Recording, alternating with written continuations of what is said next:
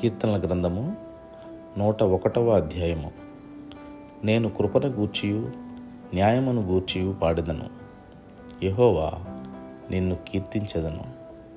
నిర్దోష మార్గమున వివేకముతో ప్రవర్తించెదను.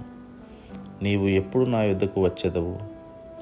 నా ఇంట యథార్థ హృదయముతో నడుచుకుందును. నా కన్నుల ఎదుట నేను ఏ దుష్కార్యమును ఉంచుకొనను. భక్తి మార్గము తొలగిన వారి క్రియలు నాకు అసహ్యములు, అవి నాకు అంటనీయను. మూర్ఖ చిత్తుడు నా యొద్ద నుండి తొలగిపోవలెను. దౌష్ట్యమును నేను అనుసరింపను.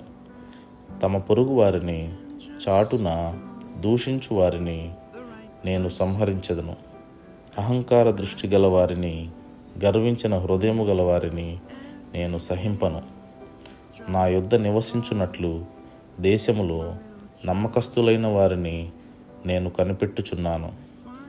నిర్దోష మార్గమందు నడుచువారు నాకు పరిచారకుల గుదురు. మోసము చేయువాడు నా ఇంట నివసింపరాదు. అబద్ధములాడువాడు నా కన్నుల ఎదుట నిలవడు.